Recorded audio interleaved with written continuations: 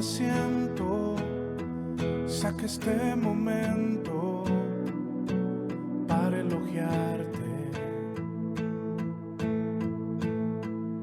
Estoy agradecido y aunque otros no te piensen, yo te pienso.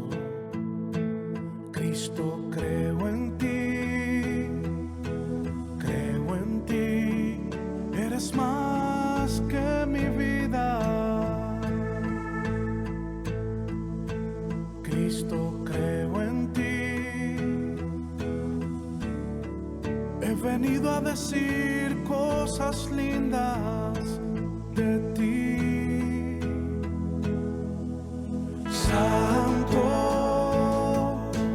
bueno, ¿cómo es que no te veo ni?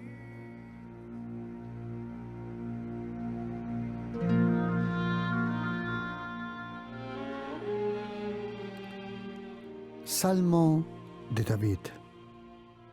Salmo 27. El Señor es mi luz y mi salvación. ¿De quién temeré?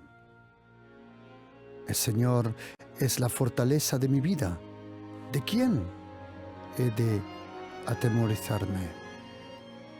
Cuando se juntaron contra mí los malignos, mis angustiadores y mis enemigos, para comer mis carnes, ellos tropezaron y cayeron. Y aunque un ejército acampe contra mí, no temeré mi corazón. Aunque contra mí se levante guerra, yo estaré confiado. Una cosa he demandado al Señor, y esta buscaré: que esté yo en la casa de Jehová todos los días de mi vida, para contemplar la hermosura del Señor y para inquirir en su templo.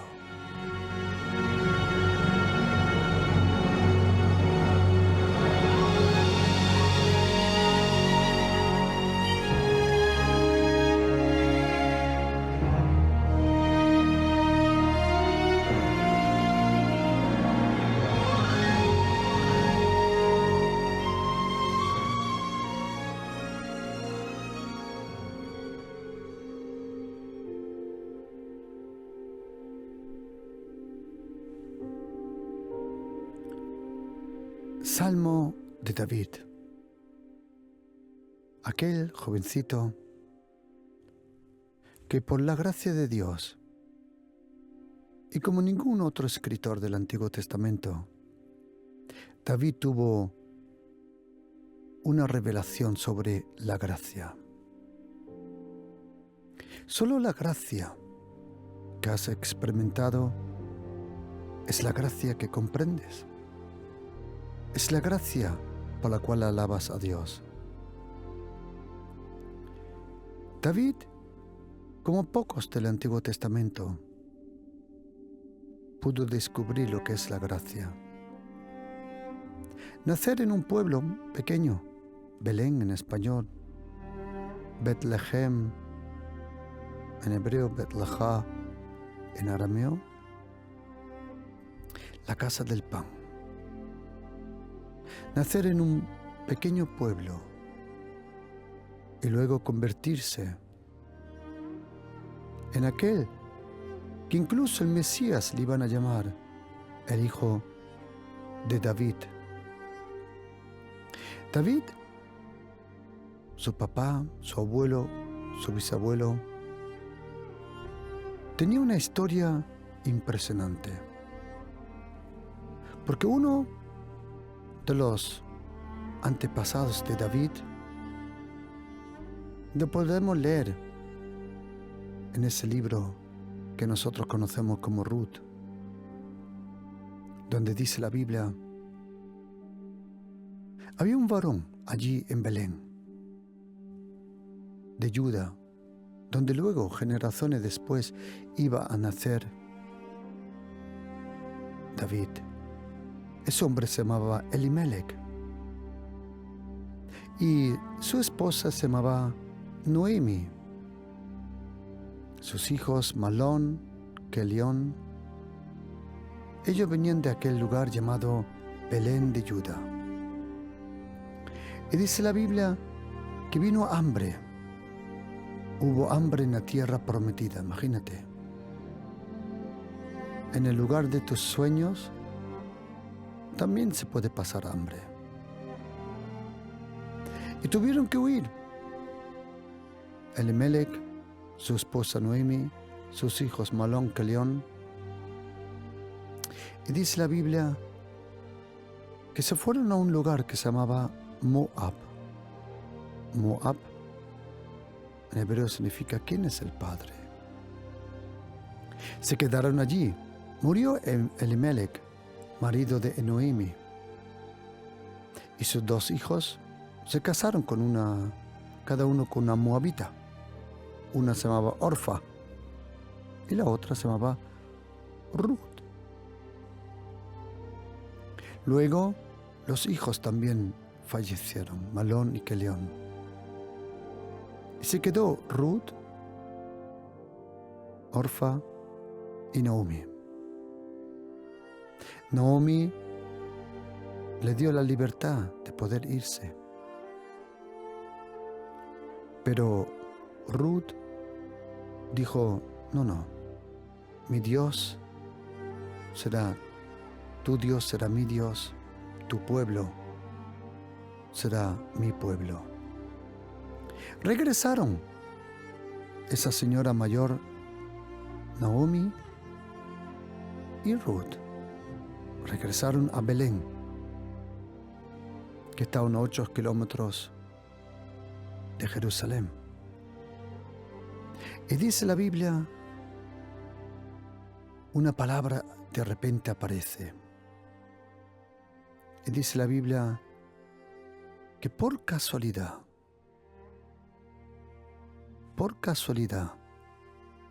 llegó a un campo que era de Boz, un hombre soltero, ya mayor también, pero soltero, familiar de Elimelech. Luego, a lo largo de esta historia, Boz se enamora de Ruth, esa Ruth que era moabita, y a la cual Dios había prohibido, en 2 pasajes del Antiguo Testamento, había prohibido que eternamente, por 10 generaciones, ningún moabita podía unirse a la congregación del Señor. Pero cuando a una persona le cae bien a Dios, Dios el Padre, Él nunca cambia de carácter, pero sí de planes. Él no cambia de carácter. Él es el Dios Santo y siempre lo será. Pero Él puede cambiar de planes. Él eligió a un hombre, Saúl, benyamita, primer rey de Israel. No hizo bien la cosa y por eso Dios el Padre tuvo que enviar al profeta Samuel a ungir a otro rey. Pero este rey no venía de la tribu de Benjamín. Este rey venía de la tribu de Judá, de una ciudad o un pueblo, mejor dicho, pequeñito, de Belén, de Betlehem. Y allí podemos leer en la Biblia cómo él ungió. Cogió aceite y con ese aceite ungió al futuro rey de Israel. Pero este rey iba a tener preparación. El primer rey de Israel no tuvo preparación, Saúl. Pero este rey sí. No hay nada peor cuando uno quiere entrar en un ministerio, en un puesto, en lo que sea, en el trabajo, en cierta responsabilidad y no tiene la preparación. Pero este fue preparado, como dice Isaías 48, versículo 10, en el horno de la aflicción. Cuando Dios el Padre prepara a un hombre, a una mujer, no lo prepara en una playa, ni tampoco en un palacio. Lo prepara en el horno de la aflicción. Y este rey, este jovencito, David, que era descendiente de una moabita, le era prohibido incluso estar en la congregación del Señor. Y no solo iba a estar en la congregación del Señor. Este descendiente de Ruth, de los 150 salmos, él iba a escribir mínimo 73 salmos. El rey más grande que ha tenido jamás Israel. Salomón fue el más rico, pero no el más grande. Porque David tenía algo que ningún otro rey jamás tuvo. Él no tuvo el templo que tuvo su hijo, pero él tenía la relación. Él tuvo una revelación sobre el Dios de Israel. David tenía una relación tan profunda con el Señor que él, que era de una tribu de Judá, y no le era permitido ser sacerdote según la tribu de Levi, aún eso, en 1 Samuel 30, él se puso el efod, la ropa del sacerdote. ¿Por qué? Porque la tribu de Levi tenía el ministerio, pero no la relación. David tenía la relación, aunque no tenía probablemente la ropa necesaria. Y este David, a lo largo de 1, 2 Samuel, y luego en la Carta de los Reyes, Crónicas, podemos leer cómo este hombre fue formado. Lo simpático de David es que él tenía los día a día como tú y yo. David en sus salmos, él describe la angustia de su corazón, la persecución, pero también los momentos donde alaba y adora a Dios. Y David nunca dejó de ser una persona de adorar a Dios. Muchos de nosotros empiezan adorando a Dios y terminan adorando el ministerio. David no. Y él escribió salmos impresionantes. Y uno de esos salmos impresionantes es el Salmo 27. Salmo de David. El Señor es mi luz. ¿Cómo que el Señor es tu luz? Sí. Hay una luz que uno necesita interiormente, que este sol no te pueden dar, y las estrellas. Jesucristo, el Hijo de Dios, dijo en Juan 8:12, yo soy la luz del mundo. El que me sigue no andará en tinieblas, sino tendrá la luz de la vida, la luz que se necesita. La luz de la vida no es la luz que te alumbra por fuera, es la luz interior. Y quiero preguntarte, ¿cuánta luz tienes interior? ¿Sabes cuánta luz tienes interior? Tendrás tanta luz como tendrás palabra de Dios. Porque Salmo 119, versículo 105 dice, tu palabra es mi luz. El lugar donde tú y yo necesitamos luz y donde más que en cualquier lugar es interior. El Señor es mi luz interior. Y aunque ande por el valle de la sombra de la muerte, acuérdate que la sombra no significa nada. La sombra de un perro no muerde. La sombra de la muerte no mata. El Señor es mi luz interior y mi salvación. Él es el que me salva. ¿De quién temeré? El temor se tiene interno. Uno puede sonreír y tener temor. El temor se expresa. El temor se expresa de una u otra forma. El temor hace inseguro. El temor paraliza. El temor amarga. Adonai Elohim es mi luz y mi salvación. ¿De quién temeré? El Señor es la fortaleza de mi vida, mi alma. Mi familia vive protegida porque Jehová, Adonai, Yahvé, es mi fortaleza.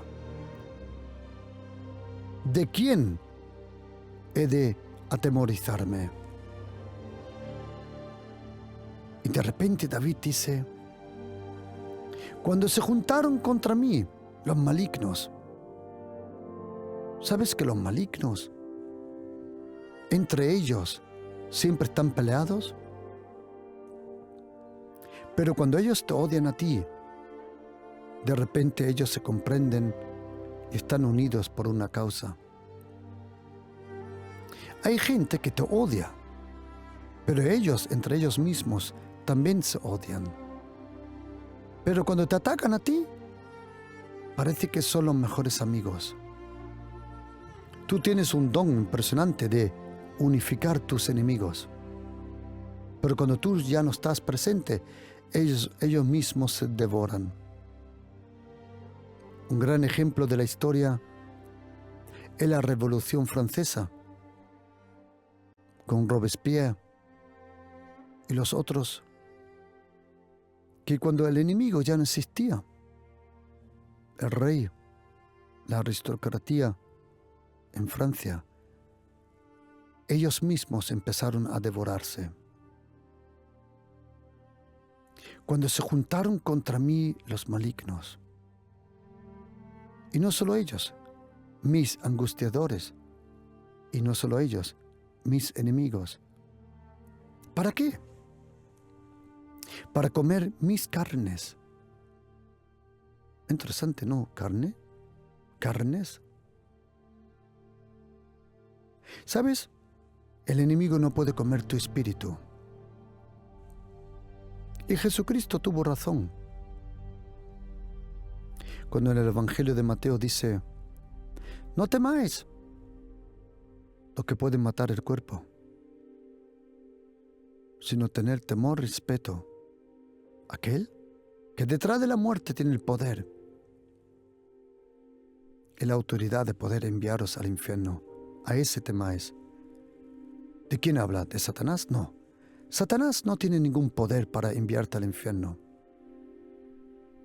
Él no tiene esa autoridad ni poder para comer mis carnes. Contra más carnalidad hay en tu vida, contra más hay de comer para tus enemigos. Es interesante lo que dice en Gálatas capítulo 5, lo que es la carne. Cuando la Biblia habla de la carne, no está hablando de un jamón, Joselito, de 3, 4, 5, 6 J. No, no, no, no. ¿Qué significa ser carnal? Las obras de la carne son adulterio, fornicación, inmundicia, lascivia, idolatría, incluso hechicería, enemistades, pleitos, celos, iras, contiendas, disensiones, herejías, envidias, homicidios,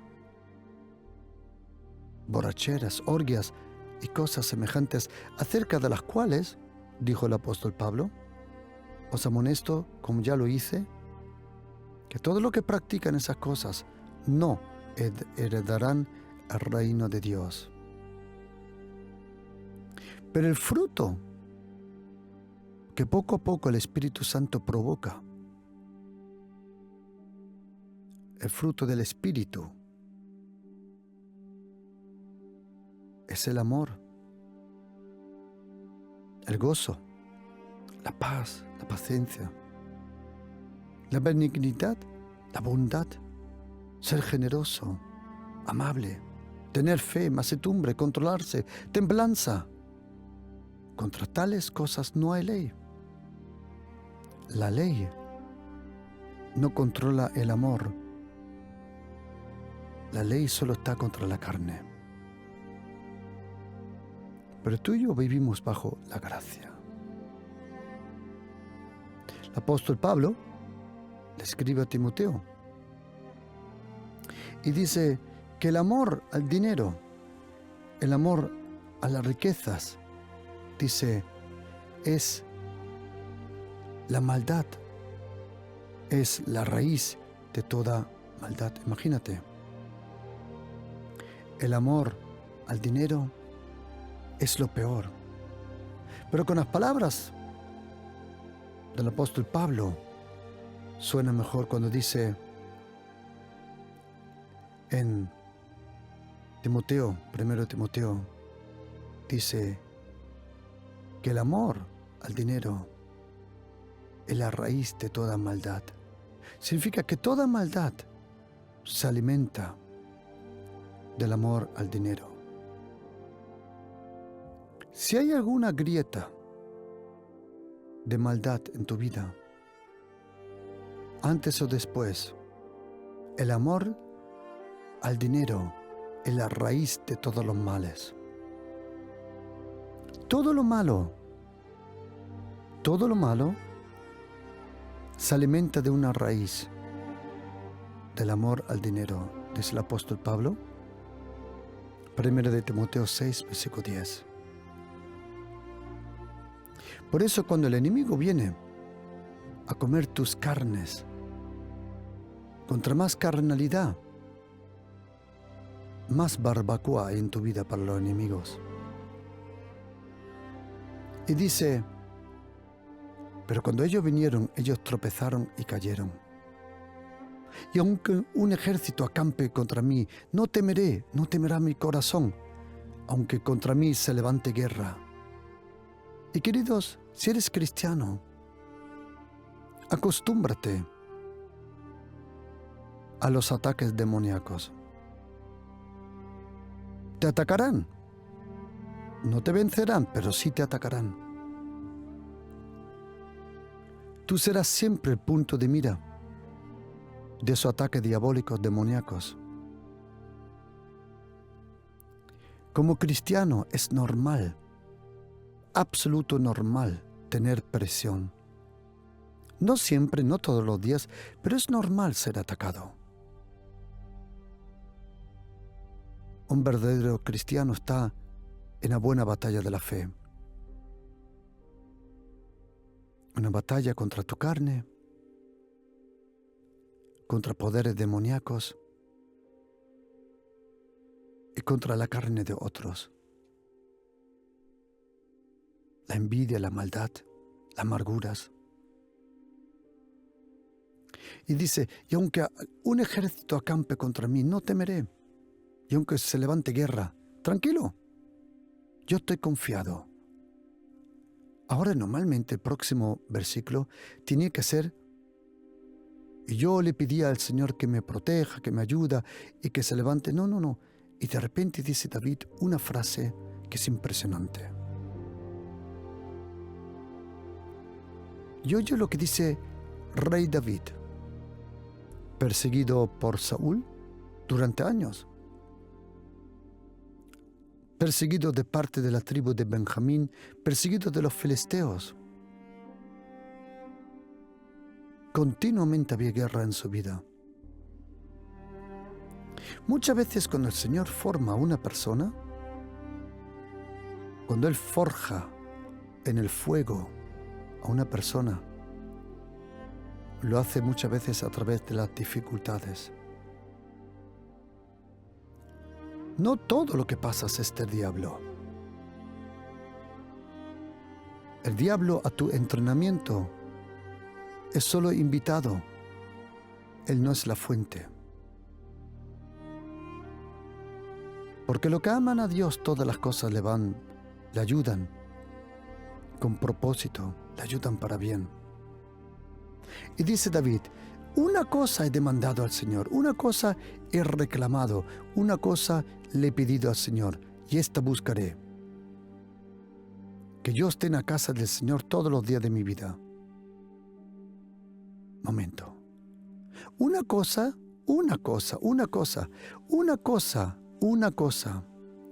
Querido oyente, si esa una cosa tú la tienes, tú la vives, tú la conoces y sabes de lo que hablo, bienaventurado eres. Hay una cosa en la cual se concentra todo. Hay una cosa en tu vida, una cosa. O la cosa más importante, por decirlo así. La cosa más importante de tu vida no es una cosa, es una persona.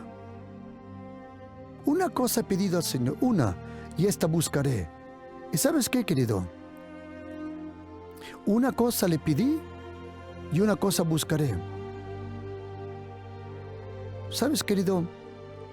No le pides al Señor nada que no estés dispuesto a buscar. No le pidas al Señor nada que no estés dispuesto a buscar. Si tú no buscas lo que pediste, el Señor se da cuenta que para ti no es importante. Lo que se pide, se tiene que buscar. Mateo 7:7, 7 versículo 8, Lucas 11 versículo 9 y versículo 10. Pedid, y se os dará. Buscad, y hallaréis. ¿Sabes cómo el cielo se da cuenta que para ti algo es importante? Cuando lo que tú pides, tú lo buscas. Si tú pides algo y no lo buscas, el Señor, el cielo, los ángeles se darán cuenta que para ti no es importante. Una cosa le he pedido al Señor. ¿Qué cosa? Una cosa. Querido oyente, si tienes esa cosa en tu vida, si esa única cosa tienes en tu vida, todo va a ir bien en tu vida, en tu familia, en los sueños de tu vida. No persigas ningún sueño, propósito. No persigas nada que no haya nacido en la presencia de Dios. Una cosa le pido al Señor, dice David, una. No le pediré por la vida de mis enemigos. No le pediré venganza. Hay una cosa que si la tienes, todo lo otro va a ir bien. ¿Y qué es lo que le pidió David al Dios único verdadero? Que yo esté en la casa del Señor todos los días de mi vida, para contemplar la hermosura del Señor y para inquirir en su templo. Momento. Casa, hermosura, templo, todo eso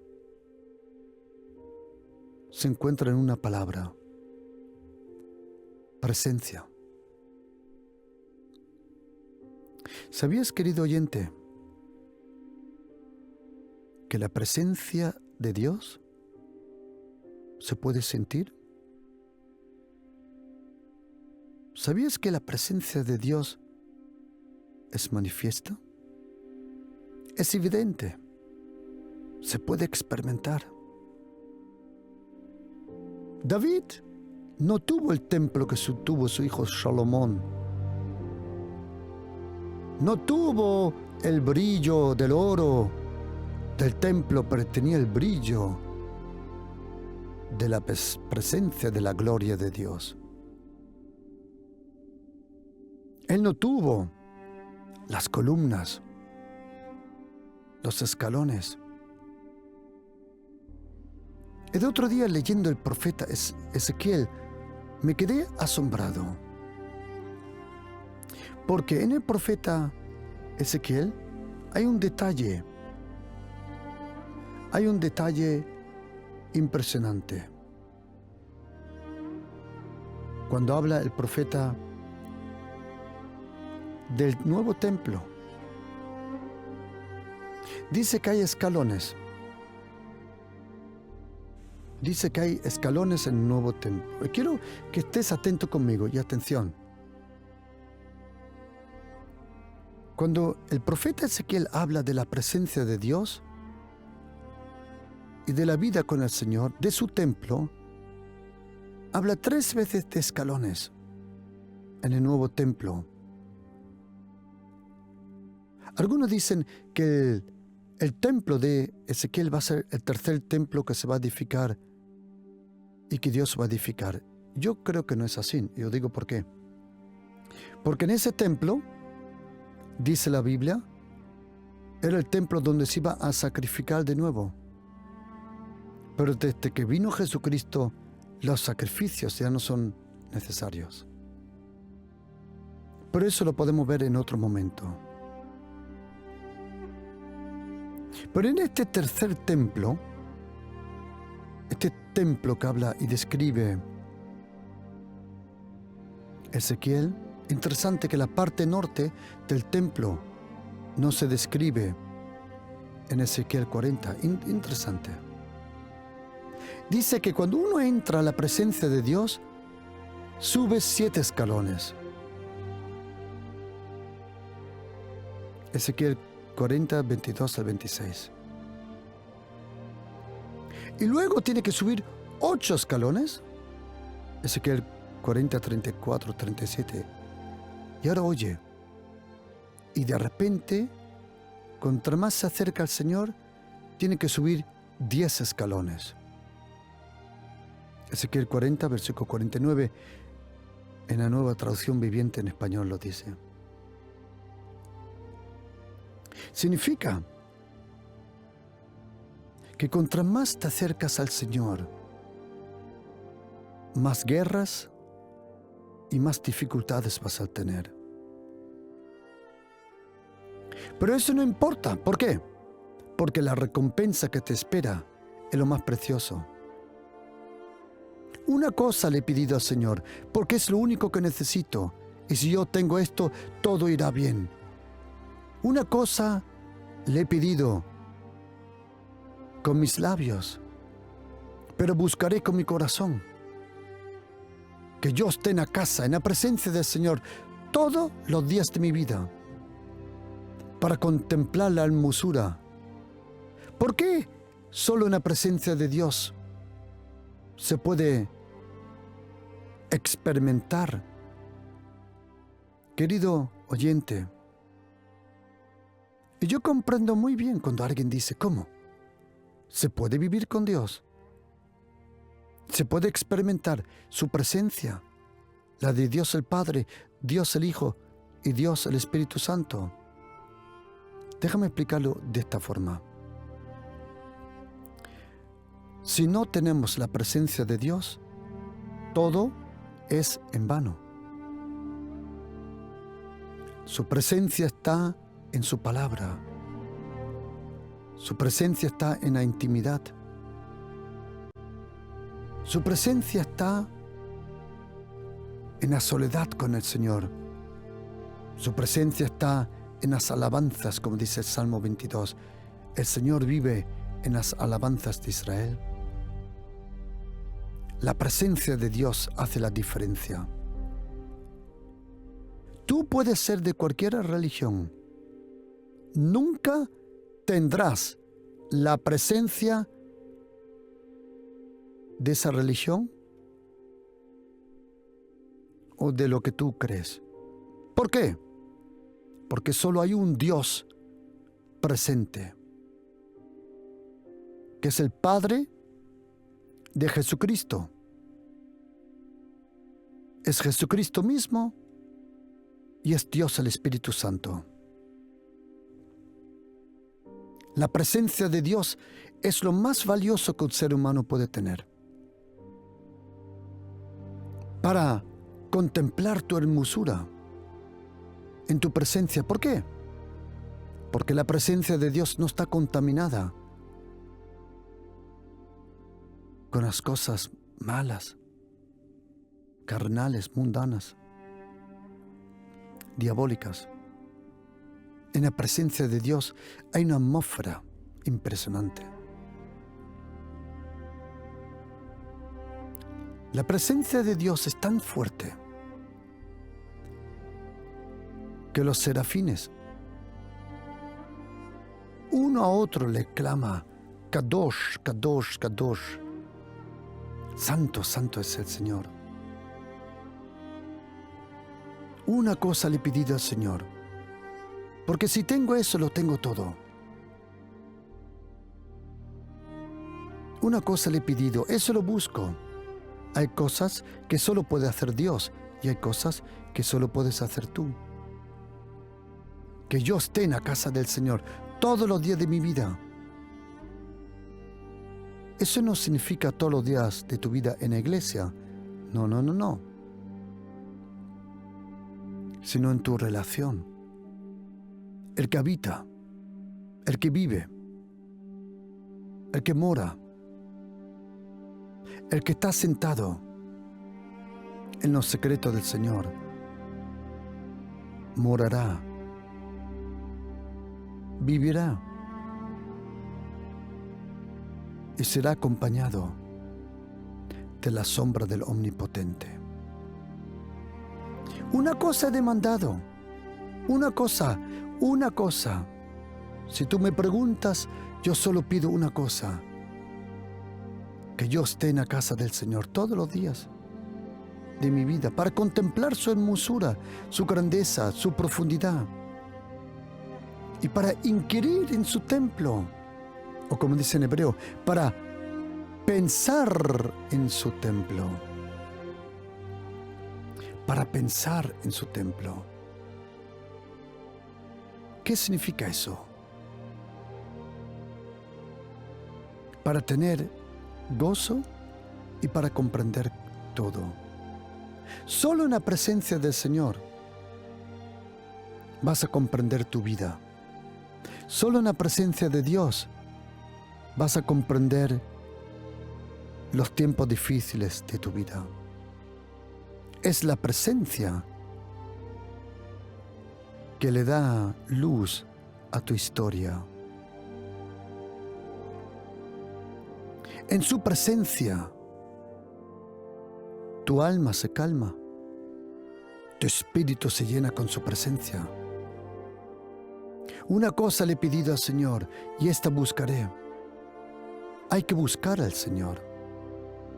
¿Cómo? ¿Se ha perdido el Señor? No, no. El que está perdido eres tú. Pero el que busca a Dios recibe una recompensa, dice Hebreos 11, versículo 6.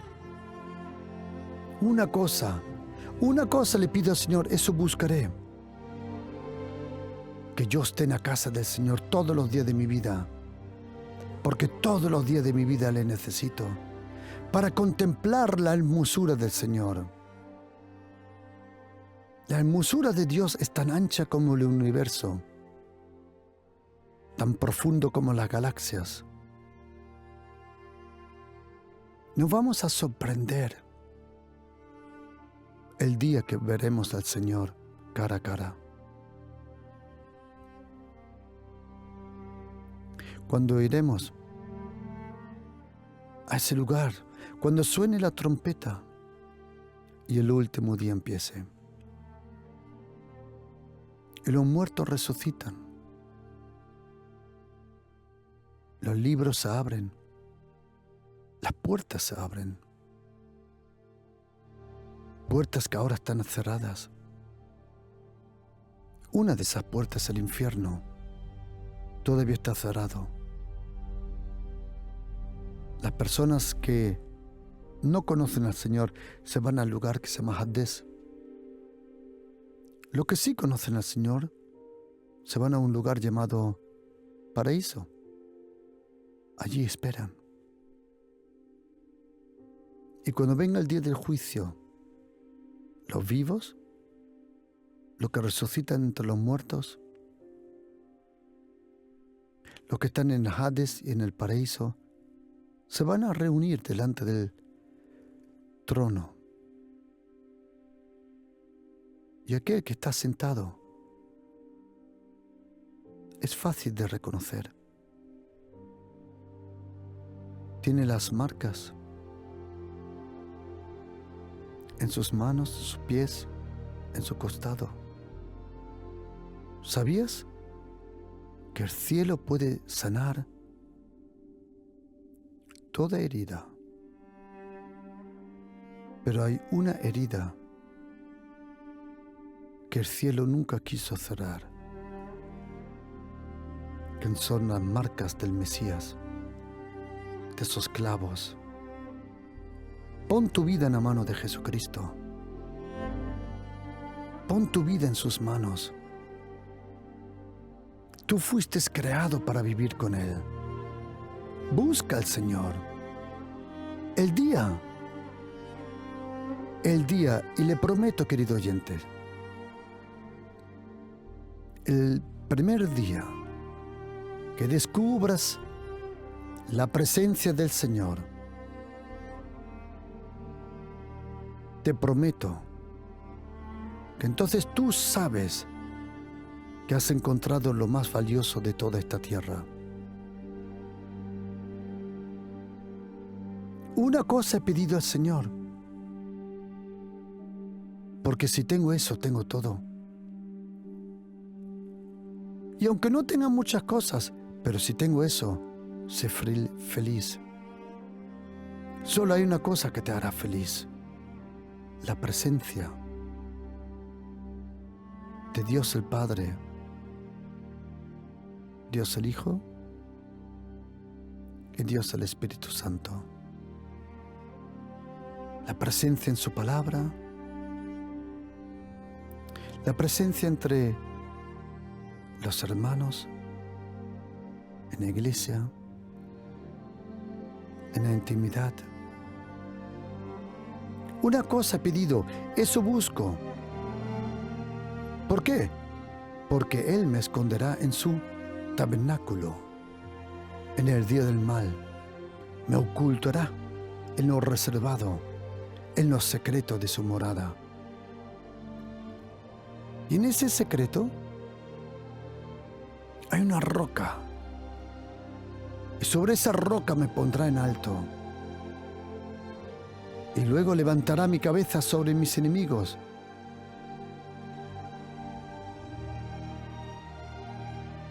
¿Por qué? Porque su presencia hace la diferencia. Una cosa le he pedido al Señor, esa buscaré. ¿Sabes, querido oyente? Que Dios el Padre recompensa las personas que le buscan, las personas que buscan la soledad con Dios. Son una clase de personas muy bendecidas. Tienen lo que nunca pidieron, porque Dios el Padre recompensa Una cosa pediré, eso la buscaré, porque si tengo eso, lo tengo todo. Y pase lo que pase, querido oyente, nunca dejes de leer la Biblia en voz alta. Nunca dejes de leer la Biblia en voz alta. Porque es la lectura de la Biblia que te lleva a la intimidad con Dios. Y es la intimidad con Dios que abre los ojos de tu corazón para descubrir los tesoros de su palabra. Hay una luz que se necesita para comprender, vivir esa palabra viva. Y no es tanto la luz de este sol, es la luz de la presencia del Señor.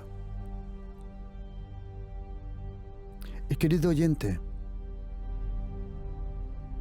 yo sé que es así, se lo prometo. I know. Toda persona, todos, estoy convencido en los últimos segundos de su vida,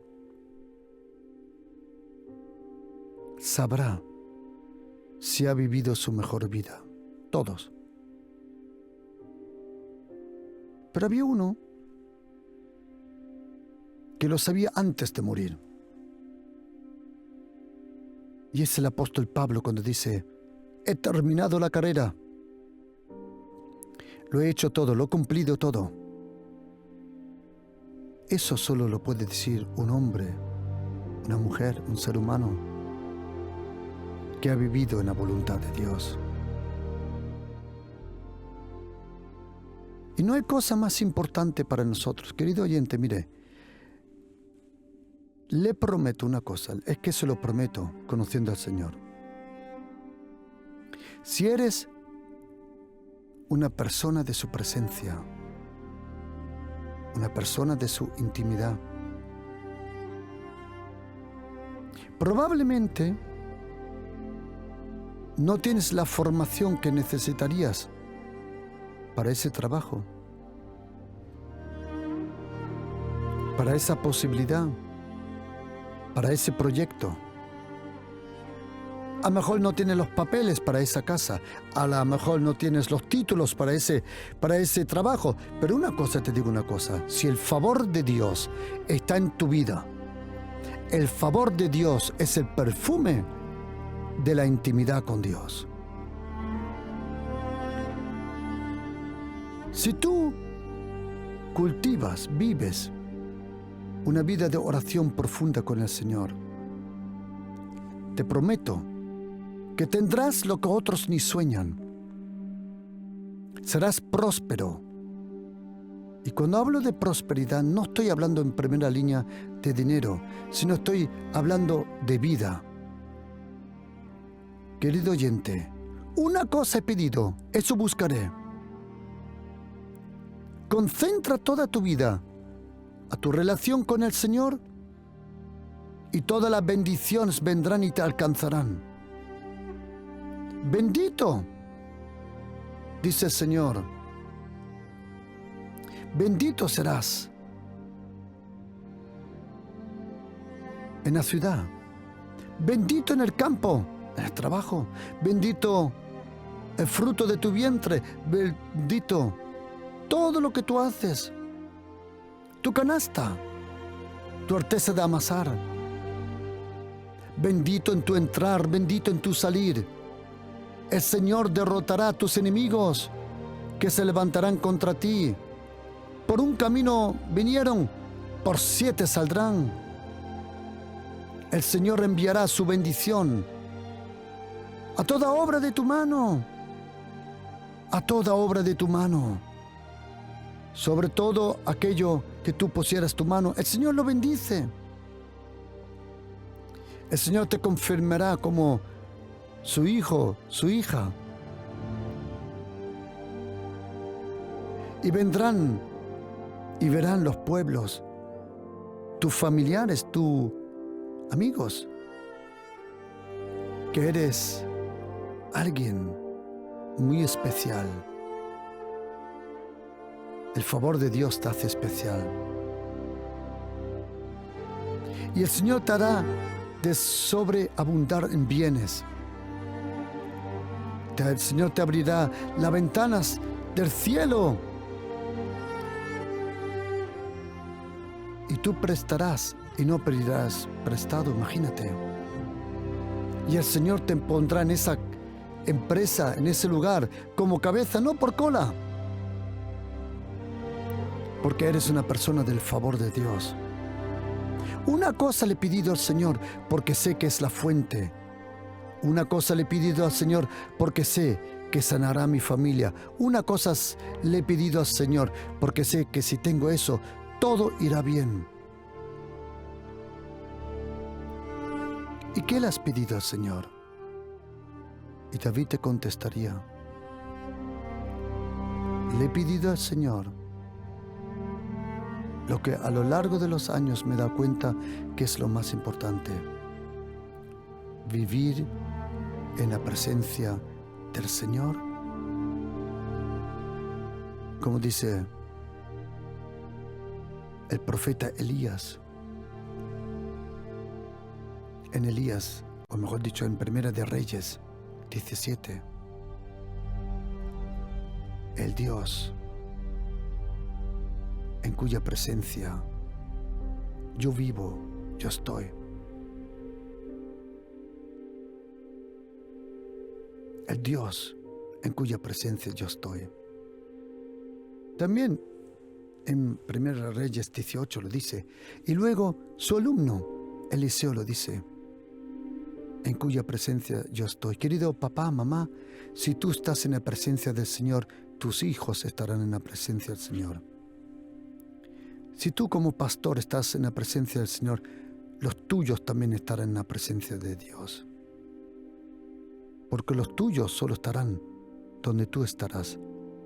Jesucristo dijo: y a donde yo estoy, los míos estarán conmigo. Una cosa le he pedido al Señor. Una cosa, querido oyente, le prometo: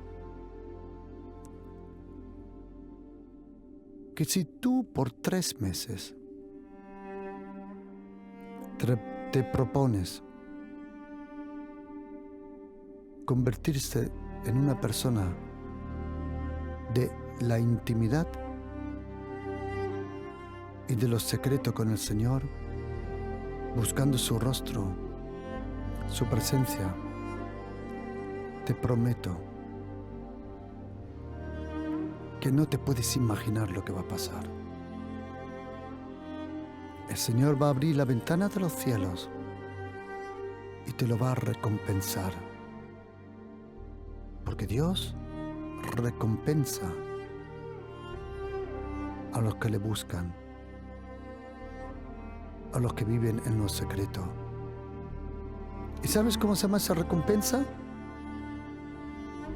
El favor de Dios.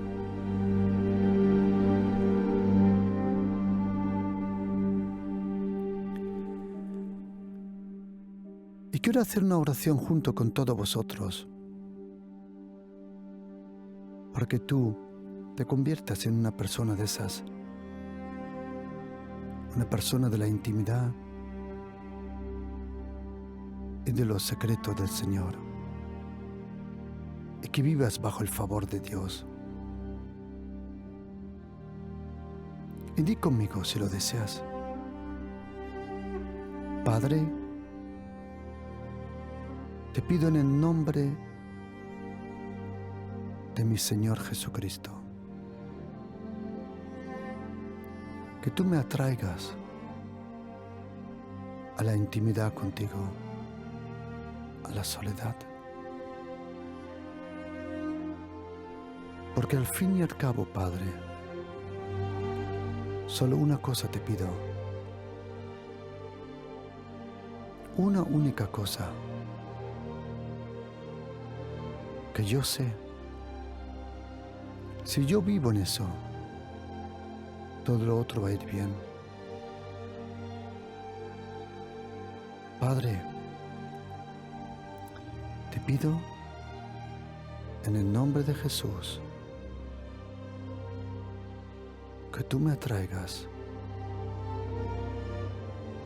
a tu presencia. Eso te lo pido y eso lo buscaré. Amén.